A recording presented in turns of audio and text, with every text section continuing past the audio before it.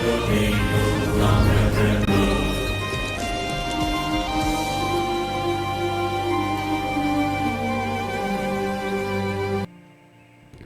The lord. ఈ దినము కొరకు సిద్ధపరచబడిన దేవుని వాక్యం చదువుకుందాం. శ్రద్ధగా ఆలకించగలరని మనవి.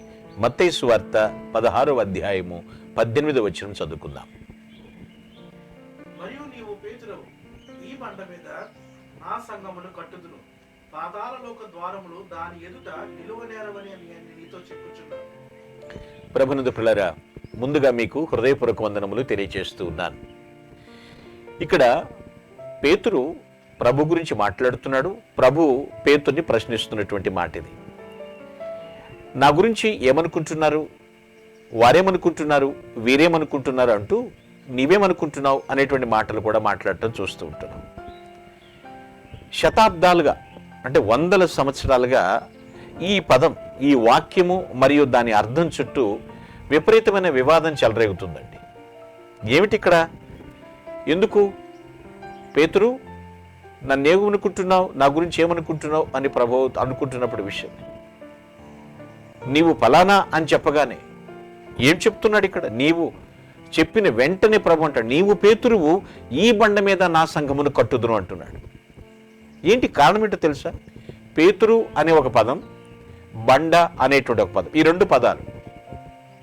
బండ అనేటువంటి పదం ద్వారా యేసుక్రీస్తు ప్రభు వారు దేనిని లేదా ఎవరిని ఉద్దేశించాడో గుర్తించడంలో ప్రజల మధ్య ఒక సమస్య ఉంది.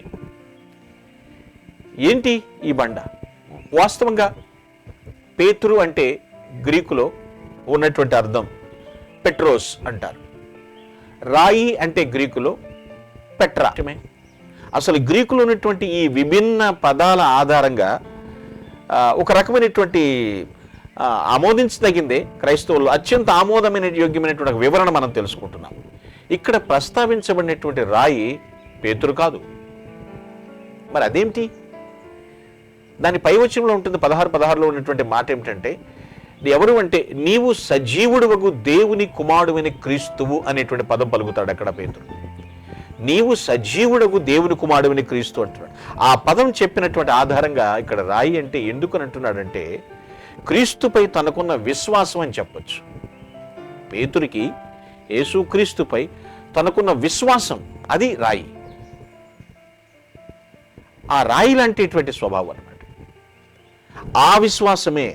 ఇది ఎప్పుడు క్లారిటీ వచ్చిందంటే యేసుక్రీస్తు యొక్క పునరుద్ధాన వాస్తవం చూసినాక అప్పుడు క్లారిటీ వచ్చేసింది. ఎస్, క్రీస్తుపై తనకున్న విశ్వాసం క్లారిటీ వచ్చింది. అప్పుడు అందరి విశ్వాసాన్ని కూడా సూచించవచ్చు. పునరుద్ధానాన్ని నమ్మారు. పునరుద్ధానం లేదని చెప్పేవాళ్ళు సద్దూకయ్యులు, కానీ వీళ్ళు పునరుద్ధానాన్ని నమ్మారు. పేతురు యేసుక్రీస్తు గురించి సత్యాన్ని అక్కడ ఒప్పుకున్నాడు. సో ఆ పునాది మీద సంఘం కట్టబడింది. క్రీస్తుపై తనకున్న విశ్వాసం అనేటువంటి ఆ పునాది మీద సంఘం కట్టబడింది. ఆ సంఘమునకు మూలరాయిగా ప్రభు ఉన్నాడు. ఇదే ఒప్పుకోలు తర్వాత కాలంలో నిజమైన విశ్వాసులు అందరూ కూడా పిల్లరా అదే దాన్ని అనుసరించారు. క్రైస్తవులు, అపోస్తలులు, ప్రవక్తలు వేసినటువంటి పునాది పైన నిర్మించబడినటువంటి దాన్ని సంఘం అని పిలుస్తారు. లోకంలో సంఘాలు ఉన్నాయి. వర్తక సంఘం, వాణిజ్య సంఘం, కార్మిక సంఘం, రకరకాల సంఘాలు ఉన్నాయి. కానీ క్రీస్తు తన స్వరక్తం ఇచ్చిన సంపాదించిన సంఘం అంటాం. దానికి పునాది ఏమిటి అంటే క్రీస్తుపై మనకున్న విశ్వాసం. ఆ పునాది స్ట్రాంగ్. దాని గురించే మాట్లాడుతున్నమాట. యేసుక్రీస్తు ఆ యొక్క పునాదికి మూలరాయిగా ఉన్నారని తర్వాత పేతురు గుర్తు చేస్తాడు. సో మనమందరం కూడా పిల్లరా మన రక్షకునిగా యేసుక్రీస్తుని విశ్వసించడం ద్వారా సంఘంలో చేర్చబడ్డాం. వివాదాలు లేవు. ఇక విశ్వాసమే.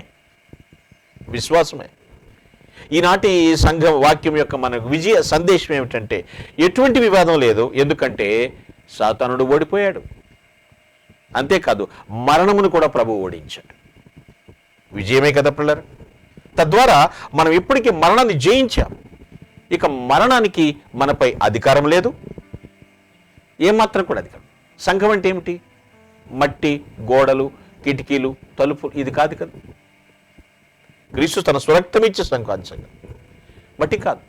ఈ వ్యవస్థీకృత సంఘంలోనికి ఆ ప్రపంచంలో ఉన్నటువంటి విభిన్నమైనటువంటి కూడా ప్రవేశిస్తూ ఉంటాయి.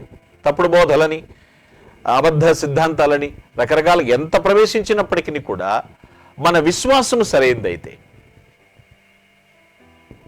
పునాది సరైందైతే ఏమాత్రము చెక్కు చెదరకుండా ఉంటాం మనం. అదే ఇక్కడ తెలియజేస్తున్నటువంటి మాట.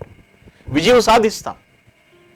వ్యవస్థీకృతమైన సంఘంలోనికి ఎన్ని ప్రపంచంలో సృష్టించబడి ఎన్ని వచ్చి ప్రవేశించినప్పటికీ కూడా మనలో వాక్యం ఉన్నప్పుడు, క్రీస్తు వాక్యం మనలో ఉన్నప్పుడు అన్నిటినీ కూడా జయిస్తాం.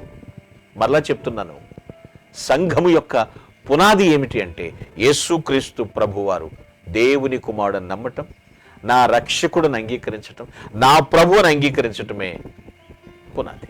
అది మనం తెలుసుకోవాలి. అందుకే అంటారు చూడ, ఈ రాయిలాంటోడు అంటారు, రాయిలాంటి మనిషి అంటారు. మన విశ్వాసం స్ట్రాంగ్గా ఉన్నప్పుడు ఎటువంటి విషయాలు వచ్చినప్పటికీ కూడా చెక్కు చెదర జయిస్తాం. అదే మన విజయ సందేశంగా ఉంటుంది.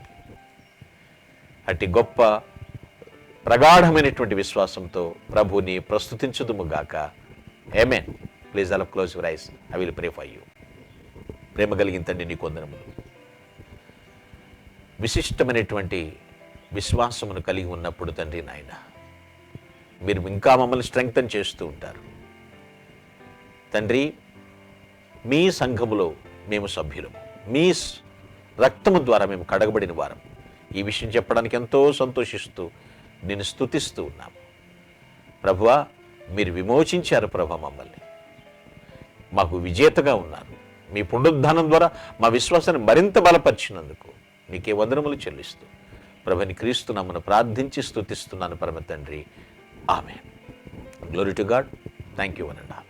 మే గాడ్ బ్లెస్ యూ.